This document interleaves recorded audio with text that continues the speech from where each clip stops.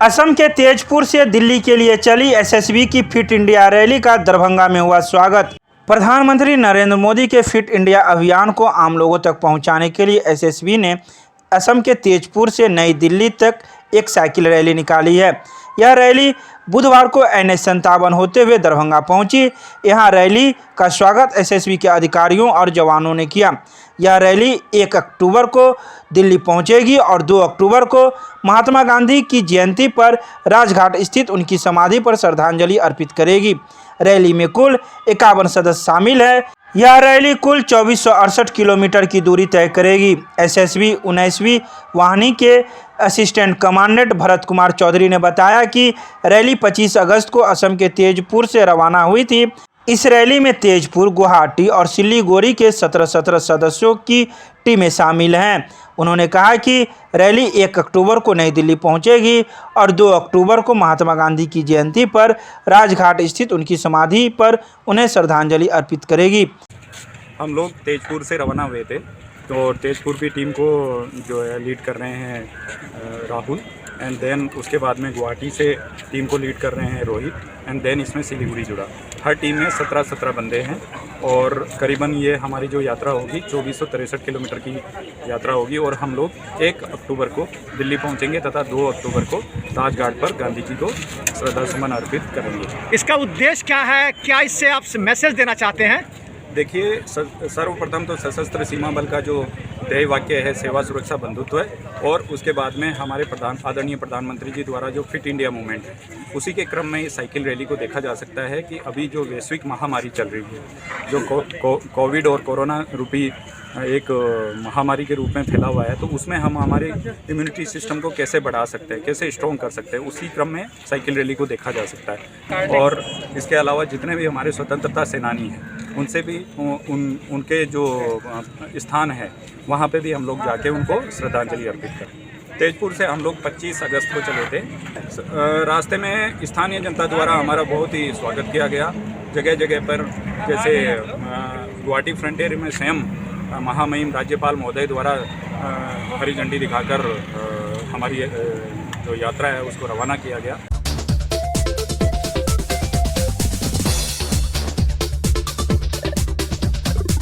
पंचायत चुनाव 2021 की तैयारी को लेकर बिहार के राज्य निर्वाचन आयुक्त डॉक्टर दीपक प्रसाद ने सभी जिलों के जिला निर्वाचन पदाधिकारी, सह जिलाधिकारी, वरीय पुलिस अधीक्षक, जिला पंचायत राज पदाधिकारी के साथ वर्चुअल समीक्षा की। उन्होंने सभी मतदान केंद्रों पर रैंप, बिजली, पानी, शौचालय एवं छाया की व्यवस्था कर ली जाए। साथ ही मतदान केंद्रों की सुरक्षा व्यवस्था दुरुस्त कर ली जाए। उन्होंने मतदाता सूची को पंचायती राज विभाग के वेबसाइट पर अपलोड करने के निर्देश दिए। उन्होंने कहा कि सभी मतदान केंद्रों पर बायोमेट्रिक से जोड़ने का प्रयास किया जा रहा है ताकि सभी मतदाताओं का सत्यापन किया जा सके। उन्होंने मतदाताओं को प्रोत्साहित करने हेतु सभी चरण के चुनाव में आदर्श मतदान केंद्र एवं सेल्फी पॉइंट बनवाने के निर्देश दिए।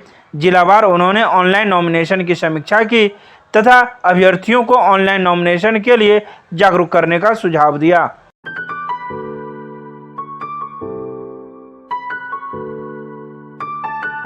दरभंगा नगर निगम के नगर आयुक्त कार्यालय में कर संग्रहकर्ताओं की एक बैठक बुलाई गई। इस बैठक की अध्यक्षता नगर आयुक्त मनीष कुमार मीना कर रहे थे।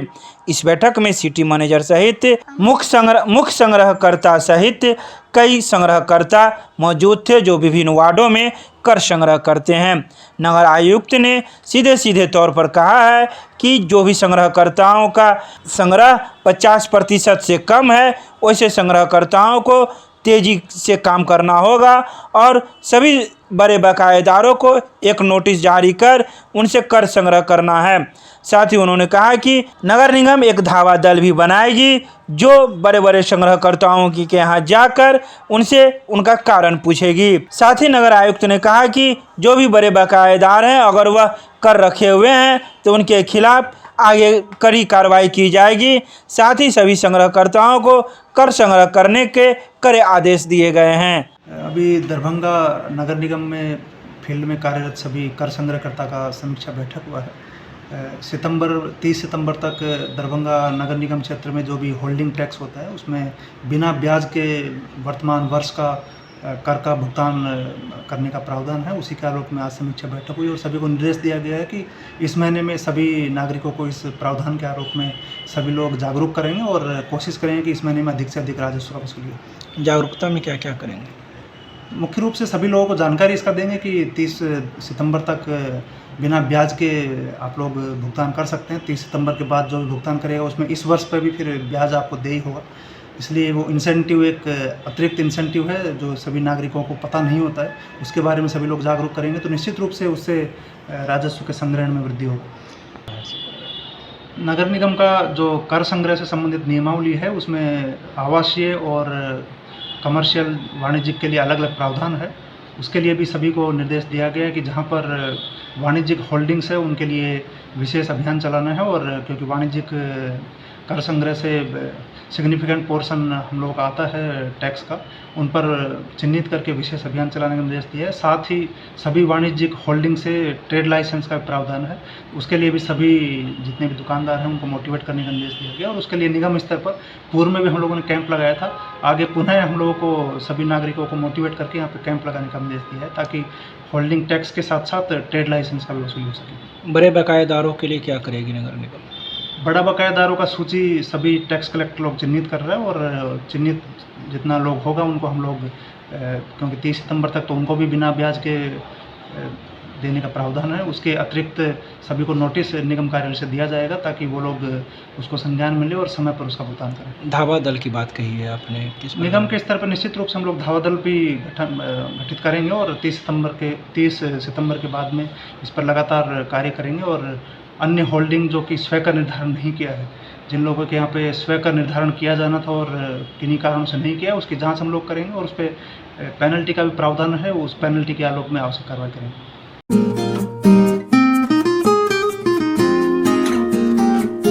मिथिला विश्वविद्यालय के परिसर में 9 सितंबर को कर्मचारी संघ की एक आम बैठक आयोजित की गई, जिसमें लगभग 150 कर्मचारियों ने भाग लिया। बैठक की अध्यक्षता विश्वविद्यालय अध्यक्ष शंकर प्रसाद सिंह के द्वारा की गई। पूर्व में कार्यकारिणी की बैठक द्वारा किए गए मांगों पर वार्ता हेतु नहीं बुलाने के कारण आम सभा की आवश्यकता पड़ी। मांग सौंपने पर सहमति बनी। अपनी 11 सूत्री मांगों को लेकर विश्वविद्यालय प्रशासन को मांग पत्र सौंपा गया। मांगों पर विश्वविद्यालय प्रशासन द्वारा 17 सितंबर तक विचार नहीं किया जाता है या वार्ता के लिए नहीं बुलाया जाता है तो बाध्य होकर विश्वविद्यालय कर्मचारियों द्वारा चरणबद्ध आंदोलन की जाएगी, जिसकी सारी जवाबदेही विश्वविद्यालय प्रशासन की होगी। उनका आम सभा का बैठक था, सभी कर्मचारी करीब 150 से अधिक थे।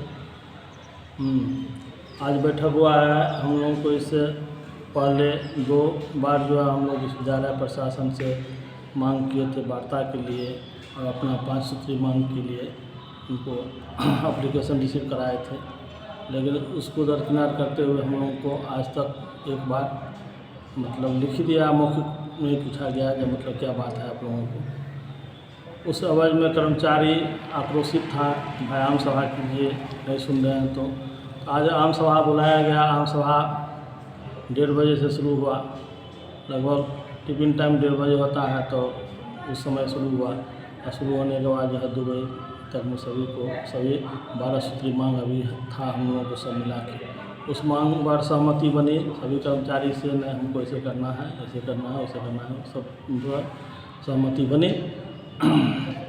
इसलिए आज हमारे प्रदेश अध्यक्ष भी को हम लोग भी आमंत्रण किए थे, वो भी थे, हमारे सारे कर्मचारी थे।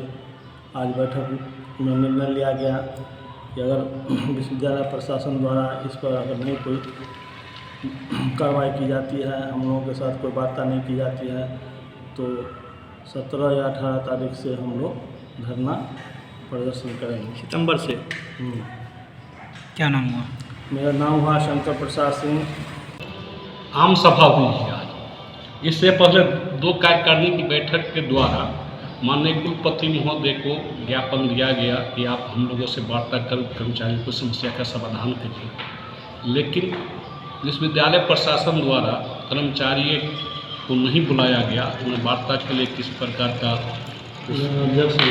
किसी को नहीं कहा गया, तो कर्मचारियों की मांग को देखते हुए आज आम सभा करनी पड़ी और इस आम सभा में आज 11 सूत्री मांग जो है माननीय कुलपति महोदय को समर्पित करने पर विचार हुई और एक जो है सो महासंघ से संबंधित था मांग, उस पर भी चर्चा हुई और सारे मांग सर्वसम्मति से पास कर दिया गया। लगभग 150 कर्मचारी थे।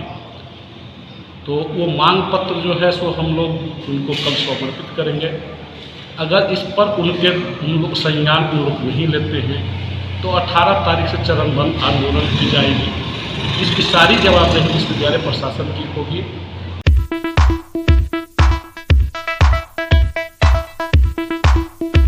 दरभंगा के बाजार समिति के मुख्य गेट पर प्रखंड निर्माण संघर्ष समिति के द्वारा दिया गया 3 सूत्री मांगों को लेकर धरना प्रदर्शन। गुरुवार को आयोजित इस धरना प्रदर्शन में इन लोगों की 3 सूत्री मांगें थी।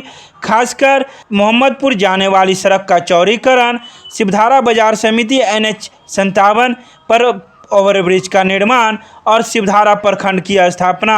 इन 3 सूत्री मांगों को लेकर ये लोग प्रदर्शन कर रहे थे। इन लोगों का कहना है कि जब तक हम लोगों की मांगें पूरी नहीं होती हम लोग प्रदर्शन करते रहेंगे, क्योंकि विगत कई वर्षों से हम लोग प्रदर्शन कर रहे हैं लेकिन हम लोगों की मांगें पूरी नहीं हो रही है। वहीं मौके पर पहुंचे सदर के प्रखंड विकास पदाधिकारी विजय कुमार सौरभ ने इस धरना प्रदर्शन पर बैठे लोगों से बात की और आश्वासन दिया कि आप लोगों की मांगों को उच्च पदाधिकारियों तक हम पहुंचाएंगे। हम लोग का 3 मांग प्रमुख है।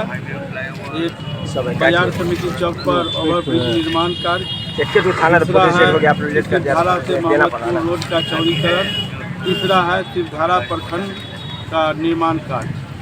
यह लड़ाई के लिए यह समाज पिछले 15-20 वर्षों से संघर्षरत है, लेकिन यह गूंगी बहरी सरकार सुनने के तैयार नहीं है। फिर हम लोग इस धरना प्रदर्शन के माध्यम से उनको आगाज कर रहे हैं कि आप यह हमारा जो प्रमुख मांग है उसको अविलंब पूरा कर दें, नहीं तो बाध्य होकर के विवश होकर के यह समाज उग्र रूप लेगा तो आपके बस में नहीं है संभाल पाना। इसलिए आरजू विनती के साथ हम लोग निवेदन कर रहे हैं कि आप हमारा मांग को अविलंब पूरा कर दें, क्योंकि यह जनहित में बहुत ही जरूरी है। जैसा कि आप देखिए थाना से रिकॉर्ड लेकर के इस बाजार समिति जब से NH का निर्माण हुआ है 50 आदमी एक्सीडेंट में मारे गए हैं। शिवधारा मोहम्मदपुर सिंगल रोड है, आवाजाही बहुत ज़्यादा बढ़ गया है। डेली मोहम्मदपुर से शिवधारा के बीच में कुछ न कुछ, किसी का गोड़ टूटता है, किसी का हाथ टूटता है। अभी एक जो है हमारे गांव के शहबाजपुर के मोहम्मद जियाउल्ला हैं जो वार्ड मेंबर थे, यही करकौली में एक्सीडेंट कर गए, उनका पैर कट गया। बेचारे पारिवारिक आदमी थे, बाल बच्चेदार आदमी थे। आज देखिए कमाने वाला आदमी गोड़ कटा के बैठा हुआ है। ऐसा बहुत सारा उदाहरण है कि रोड सिंगल रहने के कारण दुर्घटना होता है और सरकार को हम लोग आगाह करते हैं, लेकिन सरकार सुनने के लिए तैयार नहीं है। क्या नाम हुआ? हमारा नाम हुआ मदन मंडल, पंचायत समिति सदस्य शहबाजपुर पूर्व मुखिया। हम लोग दरभंगा शिवधारा बाजार समिति के मुख्य द्वार को जाम करके बैठे हुए हैं और मोहम्मदपुर शिवधारा जो सड़क है उसको भी जाम कर दिया, जिसकी सूचना हमने 6 तारीख को कलेक्टर साहब को दे दिया है। मांगे हमारी ये है कि पिछले 15-20 वर्षों पहले शिवधारा प्रखंड का निर्माण ऑलरेडी हो चुका है पेपर पे। वो ऐसे कि तमाम पंचायत समिति से, चारों पंचायत समिति से वो पारित है, जिला परिषद से पारित है और 2004 में मंत्रिमंडल ने भी अपनी सैद्धांतिक स्वीकृति दे दी, जिसमें 52 ब्लॉक बिहार का पास हुआ था शिवधारा 1 नंबर पे। उसके बाद सरकार चेंज हुई, फिर दूसरे आने वाली सरकार से हमने बात किया। नीतीश जी से हमारी बात हुई यहाँ इंजीनियरिंग कॉलेज में। उन्होंने कहा कि चूँकि 52 ब्लॉक हमें बनाना है, सब ब्लॉक बनेगा, उसके लिए आप परेशान नहीं होंगे। फिर वो लहरियासराय में वहाँ बात किया, उन्होंने यही आश्वासन दिया कि ब्लॉक बनेगा। और पिछले 15 वर्षों से, 20 वर्षों से ये शिवधारा प्रखंड की तमाम प्रक्रिया से गुजरने के बाद भी आज तक धरातल पर नहीं उतरा। नंबर 1।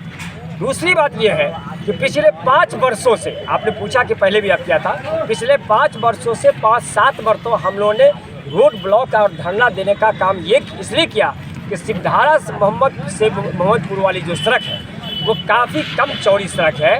बाजार समिति के बहुत सारे लोगों का गोडाउन उसी इसमें रोड में है और प्लस ये है कि 100 गांव के किसान इससे आना जाना उनका इस बाजार समिति से होता है, जिसकी वजह चौड़ी नहीं होने की वजह से हर सप्ताह थाने पर रिकॉर्ड है, हर सप्ताह एक्सीडेंट होता है और महीने में एक नई कैजुअलिटी होती है, मृत्यु भी होती है। इसकी तरफ वो फ्रांस फातमी भी एमएलए थे, उनका भी क्षेत्र पड़ता है इधर, उन्होंने भी मंत्री से बात किया था, बन गया यही सुनते आ रहे हैं, लेकिन आज तक नहीं बना। और तीसरा ये था कि ये सिद्धारा बाजार समिति NH57 ओवर ब्रिज को होना चाहिए, जो पिछले 15-20 वर्षों से NHAI और कलेक्टर से हम लोग बराबर मांग करते रहे हैं और बराबर कहते रहे। एक बात अभी नई ये आई है कि जब RTI के ज़रिए पूछा गया कि NH57 पे ओवर ब्रिज क्यों नहीं बना और कब तक बनेगा, जवाब में आया है कि यह ओवर ब्रिज ऑलरेडी कंस्ट्रक्टेड है, ये ऑलरेडी बन गया। अब इस पर मेरा 2 सवाल है सरकार से। एक तो पहला है ही कि बनाए, और दूसरा ये है कि ये पैसे का बंदरबाट कहाँ हुआ, इसकी जांच छानबीन होनी चाहिए। क्या नाम हुआ? सिद्धारा प्रखंड निर्माण संघर्ष समिति का अध्यक्ष। इन लोगों का धरना था, प्रखंड निर्माण संघर्ष समिति का था, सिद्धारा प्रखंड के लिए, और NH पर एक ओवर ब्रिज या अंडरग्राउंड पास बनाने ताकि एक्सीडेंट ना हो। तो इन सब मांग को लेकर बहुत दिनों से धरना देते आए हैं और आज भी दिए थे। बातें हो गई, इनका ज्ञापन ले लिया गया, कुछ अधिकारियों को सौंप दी जाएगी, जानकारी सारी दे दी जाएगी। सर RTI की बात कर रहे हैं, ओवर ब्रिज बना नहीं है, तो हमें जानकारी नहीं, इन लोगों ने जो भी प्राप्त किया था जानकारी RTI के माध्यम से सब उन्होंने लगा दिया, हम लोग उच्च अधिकारियों को समर्पित कर देंगे। क्या आश्वासन दिए हैं आप? कि इनका जो ज्ञापन है वो ऊपर तक पहुंचा दिया जाएगा, और उच्च अधिकारियों के माध्यम से हम यहाँ आए थे, उन्हीं के बिहाफ में हमने इनका ज्ञापन लिया है। सर इन लोग का कहना है कि ओवर ब्रिज बन चुका है, लेकिन इसमें लिखा हुआ भी है, इसमें लिखा हुआ कि RTI ने कहा है कि ऑलरेडी कंस्ट्रक्टेड, बट क्या है कंस्ट्रक्टेड ये तो पता नहीं, एग्जैक्ट लोकेशन उसमें है नहीं, तो जो भी ये जांच का विषय है उच्च अधिकारी करेंगे। ठीक है जी सर, आपका शुभ नाम से? वीडियो सदर दरभंगा विजय सौरभ।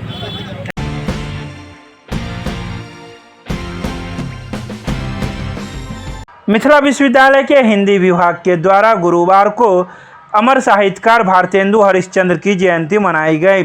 इस अवसर पर एक संगोष्ठी का भी आयोजन किया गया। विश्वविद्यालय हिंदी विभाग के अध्यक्ष प्रोफेसर राजेंद्र शाह ने इस अवसर पर अपने अध्यक्षीय उद्बोधन में कहा कि विचारों के आदान प्रदान से हर किसी को समझ बढ़ती है।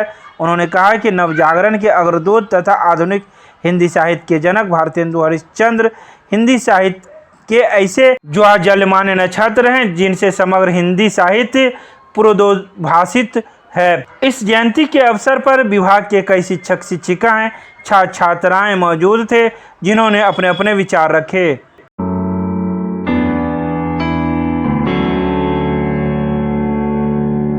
आयशा जिला कमेटी की बैठक आयोजित 3-4 अक्टूबर को राज्य सम्मेलन की तैयारी को लेकर की गई है बैठक। दूरस्थ शिक्षा निदेशालय के सहायक निदेशक के खिलाफ होगा निर्णायक आंदोलन। आयशा जिला कमेटी की बैठक गुरुवार को मिर्जापुर में आयशा जिला अध्यक्ष प्रिंस राज की अध्यक्षता व जिला सचिव मयंक कुमार यादव के संचालन में संपन्न हुई। बैठक में सदस्यता अभियान 3-4 अक्टूबर को राज्य सम्मेलन की तैयारी पर विस्तार से चर्चा की गई। बैठक में 13 से 20 तक सदस्यता अभियान चलाने पर जोर दिया गया तथा 27 सितंबर को आयोजित भारत बंद को समर्थन दिया गया। बैठक को संबोधित करते हुए आयशा राज्य सचिव संदीप कुमार चौधरी ने कहा कि वर्तमान की केंद्र और राज्य सरकार आज शिक्षा व्यवस्था को बर्बाद करने पर तुली है। आज पूरे बिहार में लॉ की पढ़ाई को बंद कर दिया गया है। बिहार में निजी शिक्षा को बढ़ावा देने की तैयारी चल रही है। इस अवसर पर कई कार्यकर्तागण मौजूद थे, जिन्होंने अपने अपने विचार भी रखे।